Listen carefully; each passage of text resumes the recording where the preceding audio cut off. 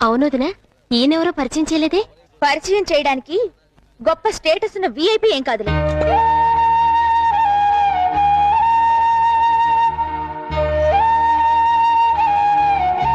చిన్నబావ, మిమ్మల్ని ఒక్క నిమిషం ఆగండి. దుర్గా, వాణి, ఒకసారి ఇలా రండి. కమ్మానేసే. ఏంటే స్వప్న? మీకు ముఖ్యమైన విఐపిని పరిచయం చేస్తానన్నాం కదా, ఈయనే భానుప్రసాద్ గారు, మా చిన్నబావ.